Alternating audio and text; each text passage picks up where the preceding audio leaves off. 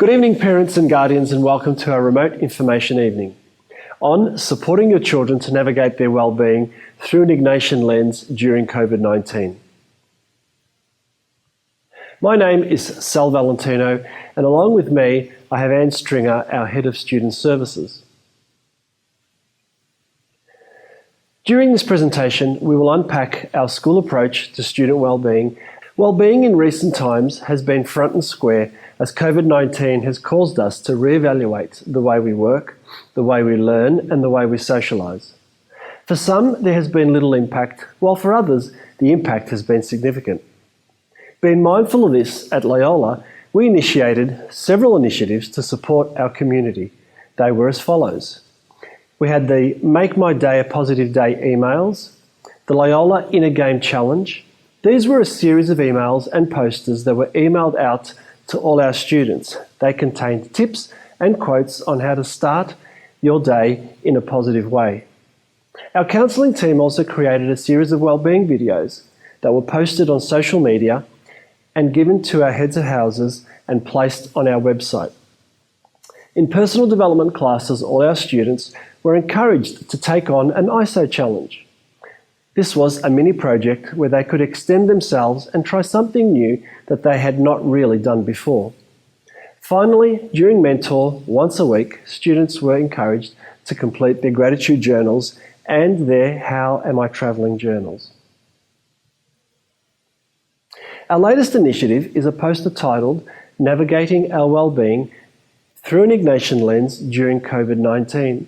You can find this poster on your children's house and mental class pages and on our school webpage under news items. The poster draws from our Ignatian tradition by using the phrase cura personalis, which means to care for the entire person. That is, to care for the mind, the body, and the soul. In order to be well, we must invest in all three aspects of cura personalis. Our title has the keywords support and navigate. So how do we support our children to navigate their well-being? Well, one thing is sure. When dealing with teenagers, it is not an easy thing to get them to do what they do not want to do. As parents, we need to encourage them, show interest in their learning, and be active role models. As parents, we have the greatest influence on our children. So it is imperative that we are optimistic. We have a positive mindset. We choose to see opportunities rather than limitations. It's important that we show resilience by demonstrating a solution-focused attitude and bounce back from setbacks. It's important that we exercise daily, that we do not abuse alcohol or drugs as coping mechanisms for stress, and that we are good companions to our partners, our families. We show respect, love, and kindness. Our actions are more powerful than our words. Looking at the poster in more detail, we have provided hyperlinks to the three pieces of the jigsaw puzzle: the mind, the body, and the soul. When you click on these, they open to meanings, to web links and videos that go into further detail. As mentioned, your children have been exposed to these posters through their mentors, their heads of houses, and in their PD classes. It would be useful if you familiarised yourself with the language and concepts. In your own time, have a look at the hyperlinks, bring them up in conversation with your children, and even consider taking some of them on. This is what you will see when you open the latest news tab on our college website. Enough from me, over to Anne.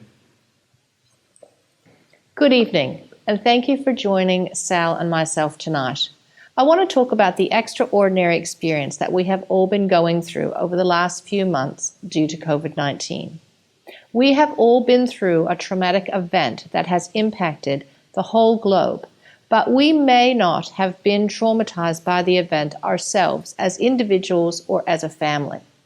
And I want to talk about the impact of this both psychologically and emotionally for young people and provide some ideas about how you can discern whether your child has been impacted outside of what we might expect. Trauma does tend to come in two forms. Ongoing, which is about abuse or neglect or living through an ongoing dangerous situation like a war zone. Acute or situational is an event that occurs that causes an unrest or a significant impact on a person based on their inability to control the situation. They may feel vulnerable, uncertain, or frightened as a result. COVID-19 is hard to judge because it is unlike anything that we have experienced. It is situational, but it also feels ongoing because it has not subsided and it is still uncertain times about what might be next. It's hard to make plans or look ahead.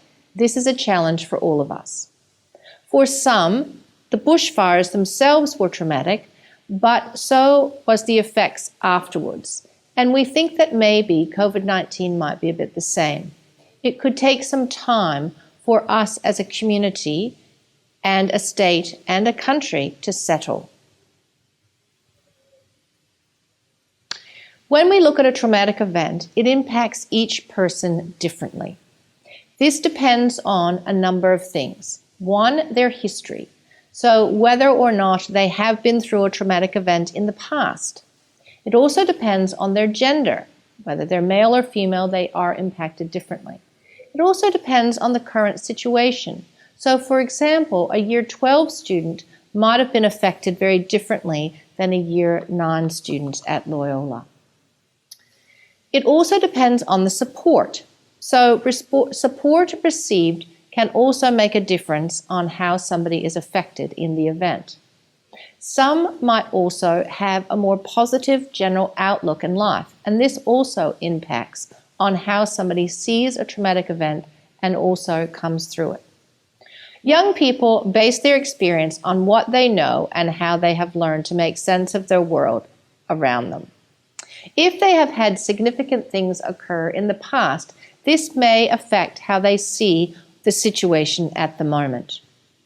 Overall, young people tend to see things and feel things more intensely because of their age and their developmental stage. They have strong emotions to their experiences, both positive and negative. You can see this at times with your young people where they have an overexcited reaction to something or a very sad or negative reaction to something else. I'm sure that you have seen this with your sons and daughters during COVID-19. Being in isolation means that they have not had their normal outlets for these strong emotions. They haven't had their friends to debrief with, and often things like exercise or sports or clubs or other outlets that can actually help them to get these emotions out. And in fact, you, as their parents in isolation, have been their primary sounding board, which may not always be the case in other situations. So well done for you, because you've been managing all of their strong emotions within your household. All right, so you may have heard some sentences over isolation, like, we're all going to die, this was the worst thing ever, or it's never going to end. Again, you and maybe social media and your siblings are their only sounding board to all of these views and all of these sentences. So it's hard to know how serious to take these things and how worried to be. But these responses and reactions are normal and what we would expect from young people going through something like this. And they'll continue to have good days and bad days, as will all of us, as we come to terms with this and accept that we can and cannot control what we can and cannot control at the moment. It will also depend on what they have missed out on. So, for example, did your son or daughter have an overseas trip planned with the school? Did they miss out on athletics day and they're a great runner? Did they want to be a part of the production that's been postponed? Or are they unable to see family members that are interstate due to safety and travel restrictions? Are they missing out on their 18th birthday parties that they were looking forward to? Again, this list can go on, and there are all different ways in which young people have been affected. They have a right to be upset, angry, and disappointed by these things, but it is not traumatic. There is a difference, and this is what I think is important for us as adults to understand. Even though they see these things as the end of the world, we know that they are not. We know they're okay, and that their world has not ended, and we will all get through this. There is a lot of talk in the media about kids being traumatized. And in some cases and some parts of the world, this may well be the case. For some individuals or families, they may have been hit very hard by this COVID, either it be financially or emotionally. However, for many, it can be unnerving, uncertain, disappointing, and frustrating, but not a long-term changing effect on their lives. Either way, these are things that we can support students to manage. We can support them to manage their strong emotions. We can put things into perspective for them and their perceptions, and we can build their resilience to move on and move forward. So, as parents, what can you do to help? Provide accurate information about the virus, their safety, and what they can do about that. And it's important that your sons and daughters have accurate and real information. Be realistic that this will go on for a period of time and things will not go back to normal in the short term. Be positive and hopeful, like Sal said, about their future and give them things to look forward to. Most importantly, normalize their feelings. They do have a right to their strong emotions. So what can you encourage them to do? I think Sal has covered a few of these things about self-care and looking after the whole self, but we cannot emphasize it enough. It may be easier to do some now in terms of getting back to routine, that they're back at school and back to their normal routine for the term. So keep a routine, eating and sleeping well, staying connected to their friends. Again, this is easier now that they're back at school. Keeping things in perspective and think about things that they can look forward to. What are the things that they can see in the future that may be things that they can enjoy? And encourage them to express their feelings. In terms of getting external support to help your son or daughter, it cannot hurt to talk to somebody outside of the family. We have 4 great counselors at the college who can see students and unpack some of their feelings and again, get them to put things into perspective and find ways to move forward and look ahead at what they can do and what they can control. However, if they don't want to go, don't push them. If they are not showing any signs above what we have just talked about and what we would expect at these unprecedented times, counseling overall should be their choice.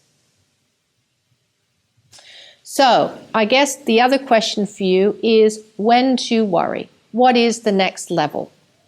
If a student is seriously impacted by this event, or the impact on them personally has been outside of what we would expect for a young person, we would encourage them to seek professional help. This is only if you see ongoing changes in their behavior, signs of destructive or unsafe behavior, withdrawing from family or friends, or refusing to come back to school, or not settling, eating, or sleeping after the first few weeks. Again, this is an unsettling time.